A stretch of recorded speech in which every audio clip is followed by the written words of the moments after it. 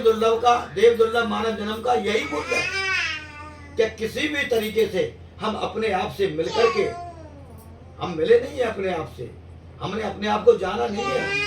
अभी तो हमारा जनवाने का भाव रहता है संसार को कि लोग हमें जाने। अरे भैया, पहले तुम तो जान जाओ। स्वामी राम, परम पूज्य स्वामी रामकृष्ण परमहंस जी अपने आप को जान गए, और जब वो अपने आप को जान गए तो आज उनको दुनिया जान गई। इसीलिए अपने आप को जान, अपने आप को पहचान लो। एकांत में बैठ करके नाम जप करने के बाद थोड़ी देर के लिए मौन हो जाइए। जो भी नाम जप किया गया है, जैसा भी किया गया है, अच्छा है। क्यों? नाम की महिमा का वर्णन प्राय वाणी से संभव नहीं है। सत्संग की महिमा का वर्णन वाणी से संभव नहीं है। गुरु की महिमा का वर्णन वाणी से संभव नहीं है। गुरु ही नाम है, नाम ही सत्संग है, सत्संग ही राम है। ये समझिए, ये सब महाकल्याण करने वाले तत्व हैं जीवात्मा के। इसीलिए एक बड़े ऊंचे भक्त हुए जिनका नाम त्रिलोचन जी था। त्रिलोचन बहुत ही अनन्य भक्त थे, बड़ी निष्ठा थी उनकी। किसमें? संतों की सेवा। नाम तो उनका स्मरण तो होता ही रहता था, क्योंकि माला से या नियम से बैठ करके कुछ ही दिन करना होता है। लेकिन जब एक लाटरी खुल जाती है, जब पूरी जागृति हो जाती है, जब भगवदाकाराकार भाव हो जाता है, रो करके प्रार्थना करी, नाम जप करे, शास्त्र स्वाध्याय करे, साधु सेवा करी, अरे भैया एक ना एक दिन तो उन्नति होगी। और जब उन्नति हो जाएगी तो परम प्रेम के प्याले पढ़कर प्रभु को नेम बदलते देखा। प्रभु भी नेम बदलते हैं तो उनके भक्तों का नेम ठाकुर बदलवा देते हैं। अरे बेटा, कब तेरा पाठ पूजा नेम साधन कब नहीं हो रहा? 24 घंटे हो रहा है तेरा सत्य स्मरण। इस मन को उस परमात्मा से जोड़ने का साधन नाम है। जब मन प्रभु में लग जाता है तो फिर लगाने की जरूरत नहीं पड़ती, फिर माला की भी जरूरत नहीं होती।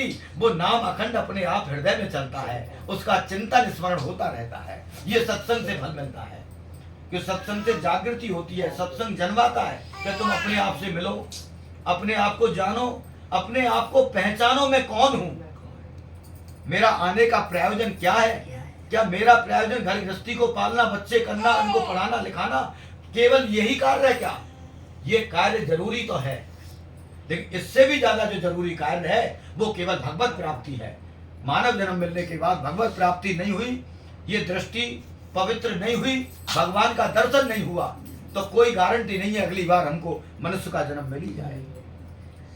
इसीलिए नाम का आधार घंटे, 2 घंटे, 3 घंटे का साधन बनाओ। 24 घंटे में 15-15 मिनट का बनाओ, आधा घंटा का बनाओ।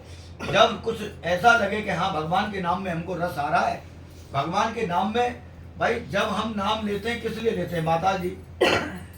हम जो नाम लेते हैं रूप के लिए लेते हैं। और जब तुम्हारे नाम जिसका सीताराम का ले रहे हो, या राधा कृष्ण का ले रहे हो, या द्वारकाधीश का ले रहे हो, जब तुम बार बार जिसका नाम लोगे उसका रूप, अपना अखंड रूप हृदय के अंदर प्रकट हो जाएगा। और जब रूप लंबे समय तक रहेगा तो संसार में उसकी लीलाएं नजर आएंगी, वो प्रत्येक के अंदर दिखाई देने लगेगा। नाम, रूप और लीला प्रत्यक्ष अनुभव होगा लीला का। और लीला जब पूर्ण होगी, लीला जब परिपक्व हो जाएगी, नाम सिद्ध हुआ, रूप प्रकट हुआ, रूप सिद्ध हुआ, हृदय में फिट हुआ, लीला प्रकट हो गई। और लीला अगर सिद्ध हो गई तो धाम प्रकट हो जाएगा। जहां रहोगे वहीं वृंदावन धाम होगा। कहीं भी रहना, सतयुग रहेगा, कलयुग नहीं रहेगा, हर युग में। अब त्रिलोचन जी महाराज बड़े ऊंचे, देखो ये नाम की ही पराकाष्ठा है, नाम का ही फल है उनका। तो ये नाम पूर्ण करने के बाद, नाम को पूरी तरह से रटा तो प्रभु का स्मरण हो गया। उनकी व्याकुलता एक ही थी, प्रभु आपके साक्षात दर्शन हो। तो संतों की सेवा में लगे हुए थे। संत कोई साधारण नहीं होते। कोई जीव, कोई सौभाग्यशाली आत्मा होता है, उससे भगवान खुद संतों के रूप में जाकर के उस जीव से सेवा लेते हैं। कोई ये नहीं समझे मैंने कर दी, तेरी क्या ताकत है जो तू कर जाए, मेरी क्या ताकत है जो मैं कर जाऊं। नहीं कर सकते। केवल भगवान जिसको चुनता है उस पर सेवा करा लेता है, उसमें फिर किसी भी प्रकार की कोई विघ्न बाधा विक्षेप नहीं आती।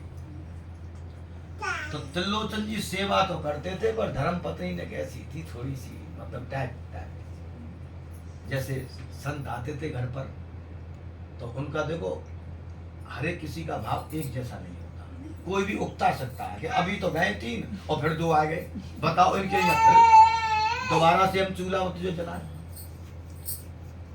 बड़ी दिक्कत। तो उनके अंदर यही बेचैनी व्याकुलता रहती थी त्रिलोचन जी के अंदर। ये शास्त्रों प्रमाण है, भक्तमाल का है, भक्तमाल श्री भक्तमाल जी में है। तो उनको व्याकुलता यही रहती कि संतों की अच्छी से अच्छी सेवा वे कैसे करें, मतलब संतों की सेवा के लिए पागल बने रहते थे। जब थोड़ा सा सेवा में ऐसा लगा कि उनको बिल्कुल भी संतुष्टि नहीं हुई कि सेवा अच्छे से नहीं हो पा रही है, तो उनके यहाँ एक बच्चा आया 10-12 साल का। बोले साहब मुंह पे कोई काम ना आए, वो अपने यहाँ नौकरी पर रख लो।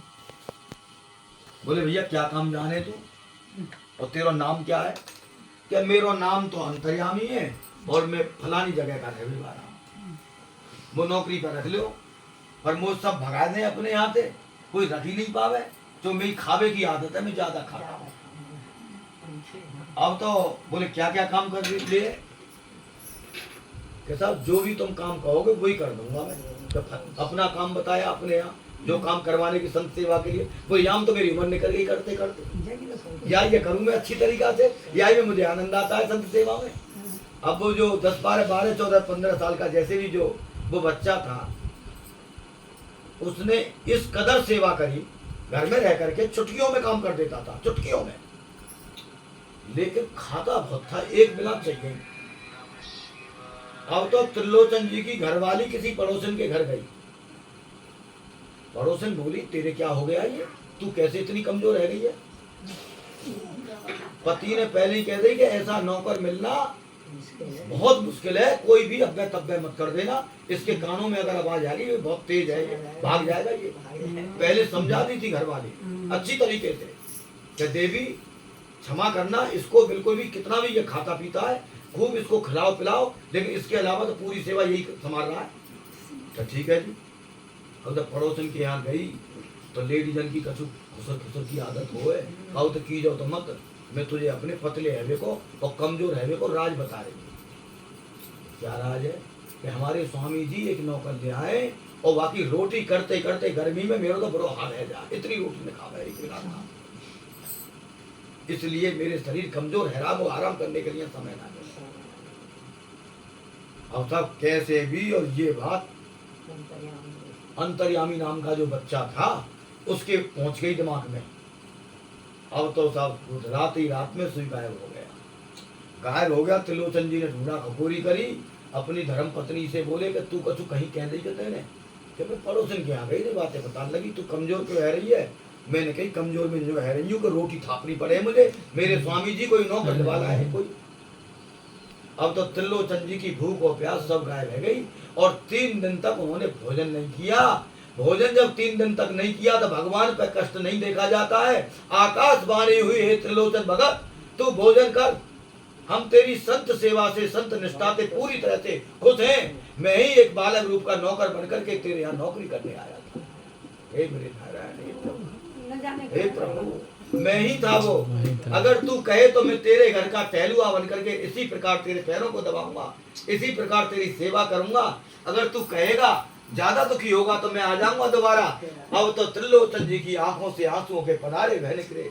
मैंने तो भगवान ठाकुर को, प्रभु को मैंने तो इस प्रकार से मतलब जो अपने यहाँ नौकर में और सेवा में रखा, त्रिलोचन जी की आंखों के आंसू बंद नहीं हुए।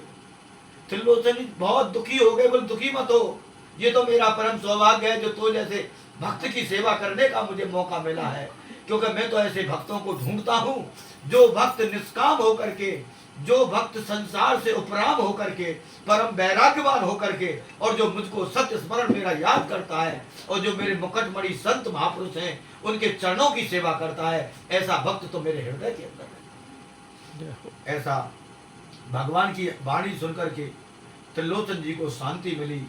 त्रिलोचन जी अपनी वही सेवा में लगे रहे। इसीलिए हमेशा ध्यान रखना, संसार के लिए कोई कितना भी कर देना, घर परिवार के लिए भी कितना कर देना, लेकिन स्वार्थ लाग करे सब प्रीति, सुर नर मुनि सब की यह नीति।